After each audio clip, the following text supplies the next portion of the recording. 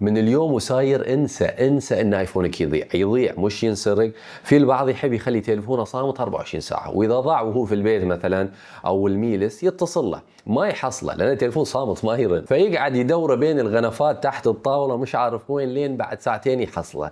تخيل انك انت الحين ممكن تضبط اختصار يلغي لك نمط الصامت بدون لمس الجهاز.